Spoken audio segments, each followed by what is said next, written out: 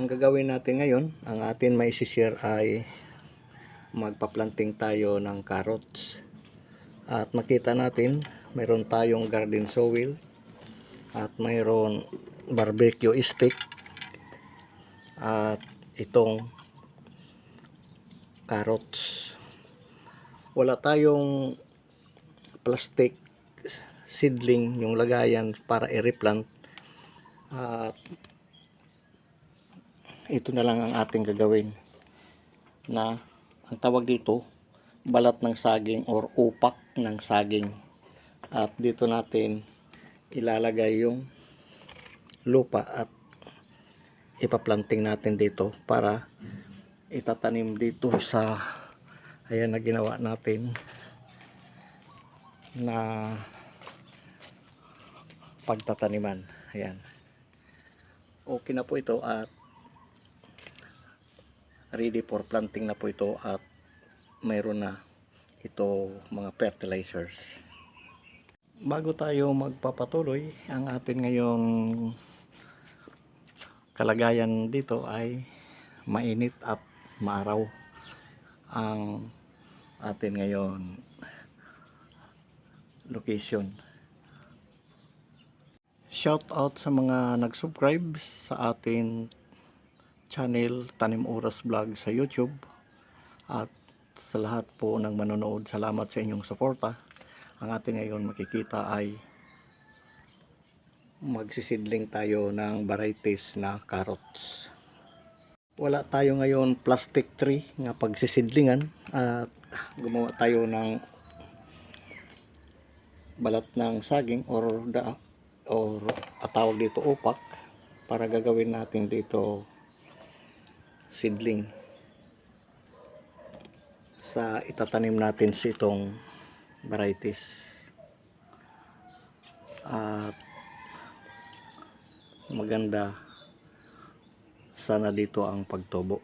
Subukan lang natin kung wala kayo mga plastic tree na mga katulad nito.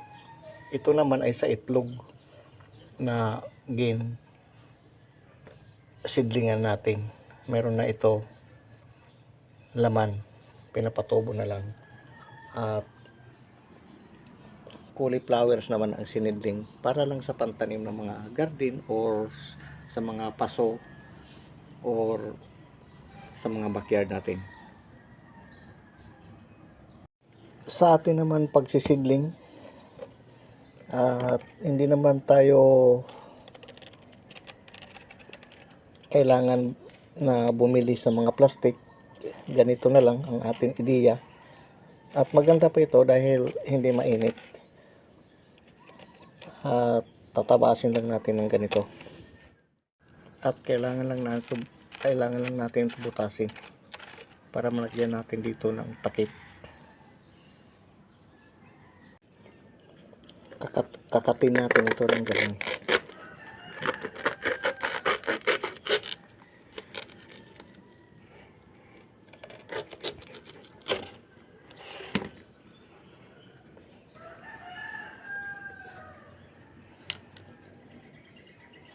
At pag ganyan natin para pang breakers.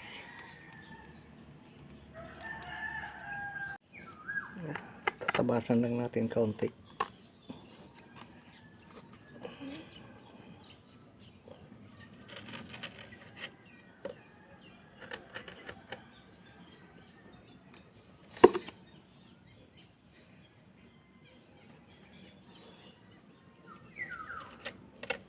Para siya magkaroon ng breaker.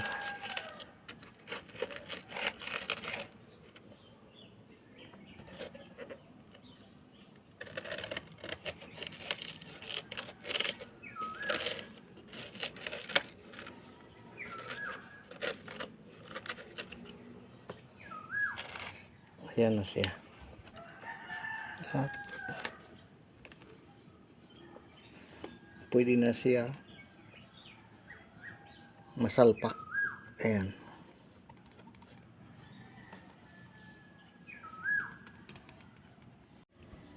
At ayan, pwede na natin ito ilagay. Isasalpak lang natin. Ayun siya, para hindi lumusot yung sewel dito nga ilalagay natin ito. At ang purpose nito na stick ay atin pambakod. Ayan, tutusokin natin. Ayan. At para hindi siya matumba, kahit tatlo lang. Ayan. Kaya mayroon tayo barbecue stick at ika-counter natin dito. Maganda siyang matusok dahil malambot. Ganyan lang para mayroon siyang puwersa na hindi ito matumba. Ang purpose nito, pag nilagyan ng tubig na ng suwil, ay hindi siya madadala. Kaya may purpose tayo na itong stick bamboo, barbecue bamboo. Ayan.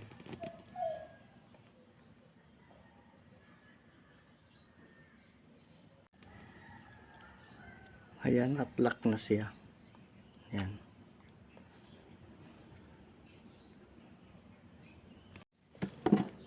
Lagyan lang natin dito ng kanal para maisiksik natin ito at maiganon, maporma siya. Ayan. Tiyagaan lang para hindi siya masira. At itong materials natin na saging malambot po, kaunting mali lang ay hindi na mainsakto. Ayan.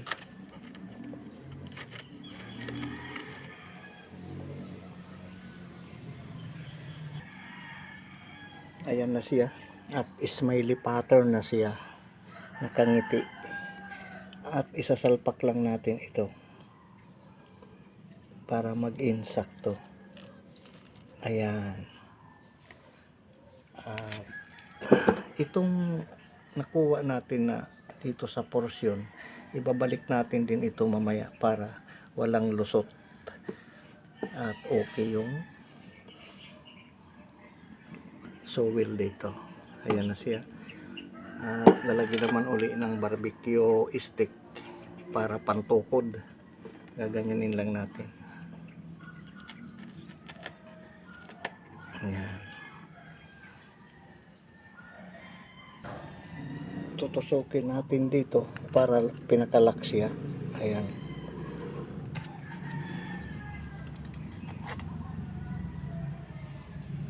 Yan yung kanyang lock, kaya tinusok natin dito.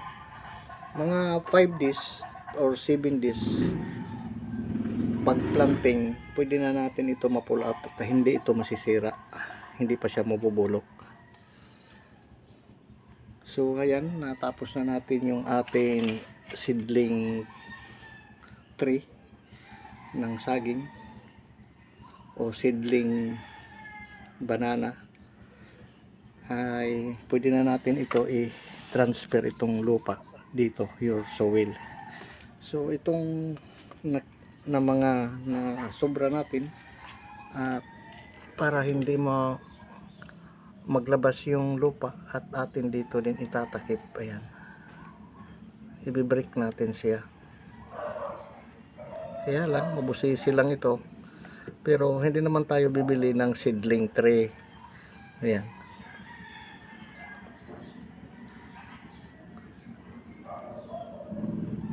Ayan sila, lock na, para paglagay ng lupa hindi dito lalabas sa kabila dito. Ayan. So katulad dito, at pwede natin ito ihalo din sa paglagay natin ng lupa. ilalagay din natin itong brake. Ayan. At pinakalock na yan.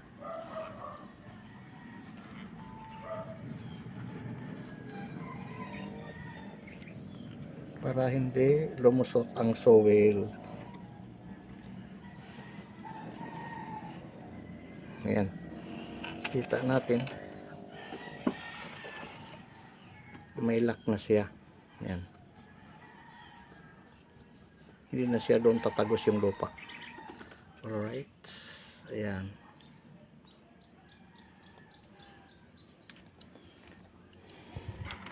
So ayan na ang puruman niya, no? Ayan. At maglalagay na tayo ng soil. Magta-transfer na para isisidling natin ito. Ayan siya. Okay na. At ilalagay na natin itong soil. Ayan.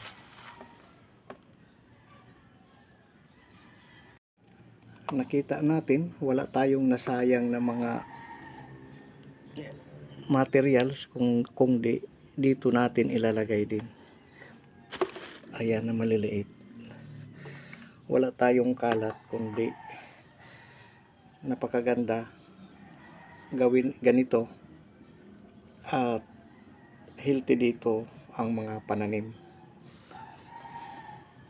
At ito simple lang gumawa, may barbecue stick, tapos mayroon extra na ganito, at makakagawa na tayo ng seedling sa mga planting natin para i-replant. At ngayon ilalagay na natin itong 1 kilogram na soil garden. Ayan. At siyempre para hindi masayang, dito na natin bubutasin.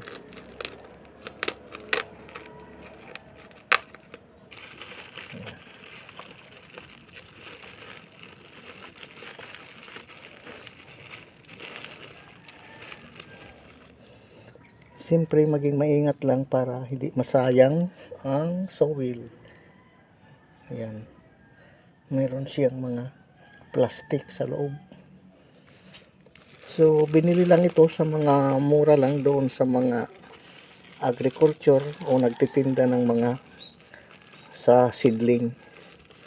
Ayan siya.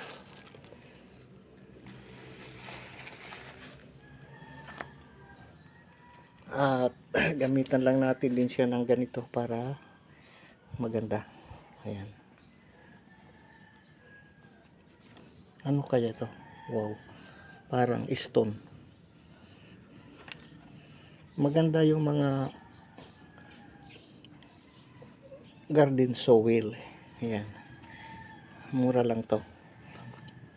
Nasa 50 pesos lang yata ito. At saka ito naman na seedling natin ay 95 pesos. Pero marami ang laman nito. Mamaya bubuksan natin. At ganito lang kadami. Ayan siya. Ready to plant na ito. At hindi natin naubos yung 1 kilo. At meron tayo dito natira para sa susunod pang uli na mag-planting tayo. Ayan. Kailangan hindi masayang na malaglag dito. Meron tayo lagayan. Ganito rin ang ayan. Upak ng saging. O balat ng saging. At magpa-planting na tayo dito. Ready na ito. At makita natin, ayan, hindi siya, wala siyang tumagos. Lalagyan pa natin ng kaunting tubig. At katulad dito, perfect. Ayan, wala siya tagos. Ayan. So ngayon ang susunod ay kukuha tayo ng tubig para may apply natin dito. Ayan, kaunting tabo lang. Ayan. So hindi naman maraming tubig, kundi witik-witik lang ang tawag sa amin. Ganun. Parang kaunting basa lang. Wigtik-wigtik kung tawagin sa amin ta. Kaya ganyan lang.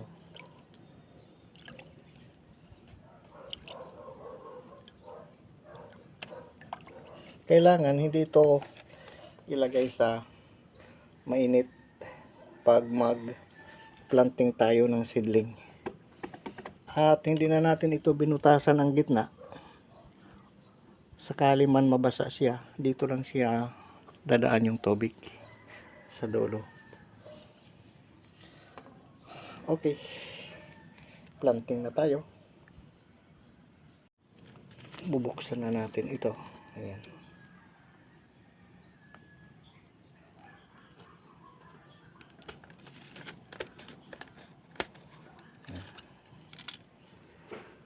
At ano kayang laman ito? Wow. Ayun. Marami ito na isang shi. Ayan siya.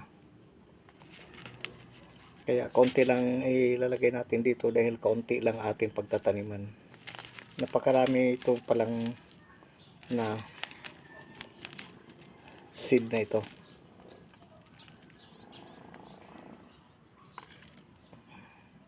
At bubuksan na natin. Ayan.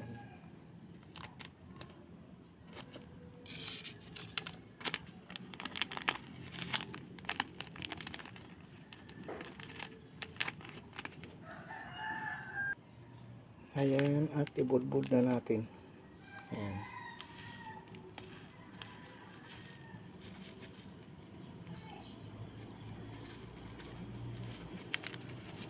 Ayan lang siya, kaunti lang ang ilalagay natin dahil kaunti lang ang ating pagtataniman.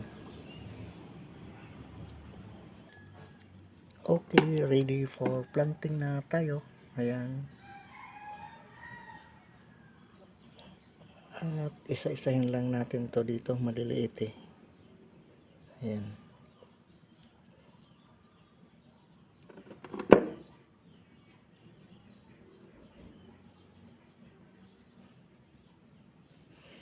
At pwede natin ito itulak yung iba kasi nag-dodouble.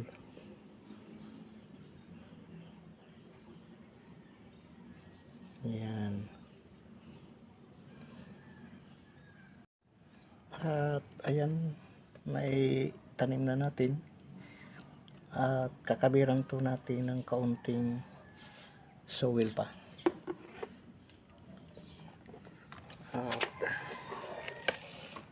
dito tayo kukuha. Ayan. Para matakipan siya. Ayan. Igaganyan lang natin. Okay. Para matakipan siya kaunti.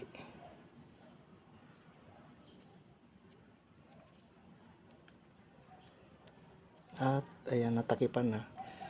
Pwede natin siya buhusan ng kaunting tubig. Mayroon siyang silupin. Alisin natin.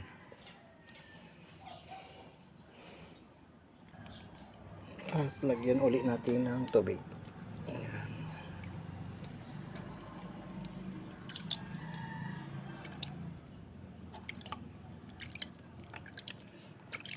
Parang ano lang siya, ulan na pumapatak. Kung mayroon sprinkler, yung maliliit lang ganun ang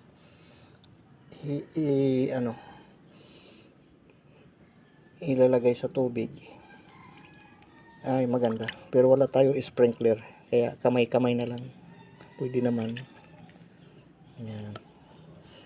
At yun, okay na. At pwede na.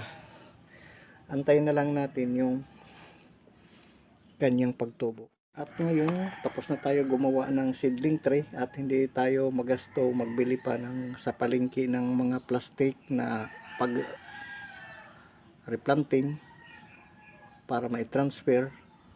So ito lang ang ating materials. Dahon ng ay upak ng saging or balat ng saging. At kung mayroon kayo diyan mga sa pananim sa inyong malapit sa bahay nyo. At ayan yung ating materials, bamboo stick. At ang binilala natin ay itong soil garden at saka yung carrots seedling. Yan lang ang atin nabili sa market. So ngayon at shoutout po sa lahat ng nag-subscribe sa atin channel Tanim Oras Vlog sa YouTube. At maraming salamat po sa inyong suporta sa atin pag i-share ngayon na pagtatanim o pag-replant bago ilipat sa taniman. At pwede naman direct o pwede ganito. Mas maganda ito na itatanim muna natin bago ilipat para sigurado tayo kung tutubo o hindi. At siyempre pag magganito, huwag kakalimutan na takipan natin para hindi ma-expose sa init ng araw. Ayan. At okay na ang ating ngayon pagpa-planting. At hintayin na lang natin kung ilan days ito mag-grow or tumubo na carrots na atin ngayon itinanim. At sana nagustuhan ninyo ang atin ngayon na i-share at huwag makalimot mag-subscribe at mag-like para sa susunod naman muli na atin may share na pagtatanim o madidiscovered. Bye bye and God bless po sa lahat.